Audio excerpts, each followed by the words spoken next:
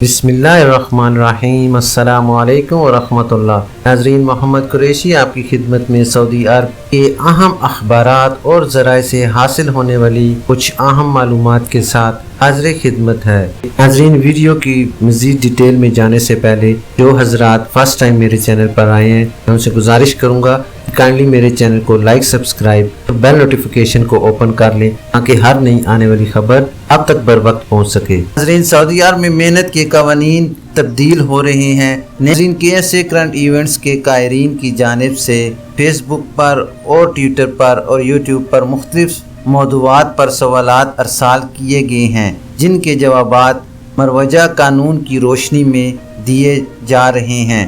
Facebook से अल्ताफ़ हुसैन साहब का सवाल है कि 1 साल पहले मेरा हरूब लगा था, मैं पाकिस्तान किस तरह जा सकता हूँ? आपके लिए जवाब है जनाब कि सऊदी अरब में गैर मुल्की कारकुनों के लिए लाजमी है कि इकामा कवानीन पर अमल करें। कानून के मुताबिक गैर मुल्की कारकुनों के लिए लाजमी है कि अपने कफ़ील या इदारे के अलावा किसी और जगह काम ना करें। मौजूदा कवानीन के मुताबिक ऐसे गैर मुल्की जो अपने कफ़ील या इदारे के अलावा कहीं और काम करते हैं जिसके वो बाकायदा अजीर सिस्टम से इजाज़त नहीं लेते, वो कानून की खिलाफ वर्जी के मुर्तकिब होते हैं।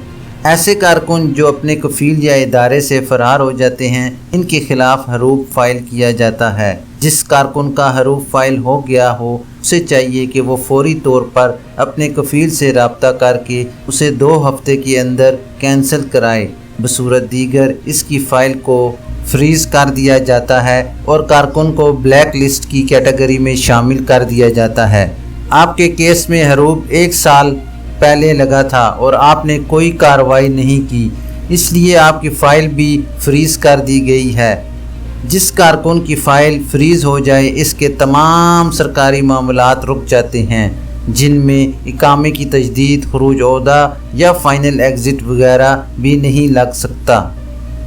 हरूब वाले कारकुन जब तक अपने मामलात को दुरुस्त नहीं कराते, यानी उन इल्ज़ामात को ख़त्म नहीं कराते जो इन पर आयद किए गए हैं, इनका खरूज नहाए नहीं लगाया जा सकता। आपको चाहिए कि सफारत खाने के शोबा वेलफेयर से रब्ता करें ताकि मामले को कानूनी तौर पर हल करके आपका खरूज नहाया लगाया जा सके। याद रहे नाजरीन कि मुमलकत से डिपोर्ट होने वालों को मुख्तलिफ मुद्दत के लिए मुमलकत में ब्लैक लिस्ट कर दिया जाता है। वो इस दौरान किसी दूसरे वीज़े पर मुमलकत वापस नहीं आ सकते। डिपोर्ट किए जाते वक्त मुद्दत का तयन करके कारकुन को भी मुतला कर दिया जाता है। नाज़रीन, दूसरा सवाल है अब्दुल्ला हमीदी साहब का कि कफ़ील से शिकायत हो तो मसले के हल के लिए किस से रब्ता किया जा सकता है?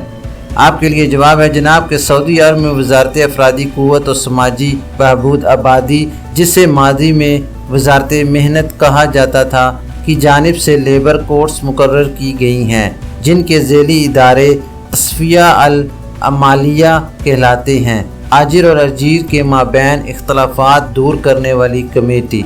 मज़कूरा कमेटी पर ऑनलाइन शिकायत दर्ज कराई जा सकती है। अगर कफ़ील की जानिब से तनख्वाह अदा ना की जा रही हो या दीगर मामलात में इख्तलाफ होने की सूरत में सबूत के साथ इस्लाही कमेटी से रुजू किया जा सकता है।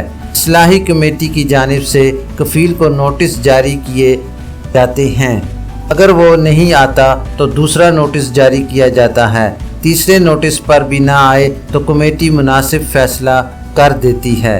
नाजरीन, याद रहे कि कानून के मुताबिक अगर कारकुन का इकामा या वर्क परमिट एक्सपायर हो और उसे मुसलसल 3 माह तक तनख्वाह भी नहीं मिली, तो इस सूरत में कमेटी फौरी तौर पर दूसरी जगह कफ़ालत की तब्दीली के हुक्मात सादिर कर देती है। हमीद खान साहब का सवाल है कि मेरे एक दोस्त का 3 साल से इकामा ख़त्म है और खरूज नहाई भी लगा हुआ है, इसका क्या होगा? आपके लिए जवाब है जनाब कि जैसा कि आपने कहा कि दोस्त का 3 साल से इकामा ख़त्म है और खरूज नहाई भी लगा हुआ है, इससे ये मालूम हो रहा है कि आपके दोस्त ने खरूज नहाई यानी फ़ाइनल एग्ज़िट हासिल करने के बाद मुमलकत से नहीं गया और इस दौरान खरूज नहाई भी एक्सपायर हो गया, क्योंकि खरूज नहाई इस वक्त तक नहीं लग सकता जब तक इकामा एक्सपायर हो। आपके दोस्त ने इकामा कवानीन की खिलाफ वर्जी की और वक्त पर मुमलकत से नहीं गया, اس صورت میں اس کا قیام غیر قانونی ہے۔ جیسا کہ آپ نے بتایا کہ اقامہ بھی 3 سال سے ایکسپائر ہو چکا ہے۔ اس کا مطلب یہ ہے کہ کفیل سے خروج نہائی لینے کے بعد آپ کے دوست نے اس سے رابطہ بھی نہیں کیا، جو غلط ہے۔ اگر آپ کے دوست کو جانا نہیں تھا تو اسے چاہیے تھا کہ خروج نہائی ویزے کے بعد دی جانے والی 60 دن کی مدت کے اندر اسے کینسل کرانے کے بعد اقامہ تجدید کرواتا، مگر ایسا نہیں ہوا۔ بہتر ہوگا کہ آپ کفیل سے رابطہ کریں اور اقامہ تجدید کرانے کے بعد دوبارہ خروج نہائی لگوائیں۔ یاد رہے، خروج نہائی کینسل نہ کرانے پر 1000 ریال جرمانہ عائد ہوتا ہے۔ ناظرین، یہ تھی ابھی تک کے لیے سعودی عرب میں رونما ہونے والی خاص تبدیلیاں اور ان کی اپڈیٹ۔ انشاءاللہ نیکسٹ بلیٹن میں ملتے ہیں خاص اور معلوماتی خبر کے ساتھ۔ ویڈیو ختم کرنے سے پہلے میں تمام نئے آنے والے حضرات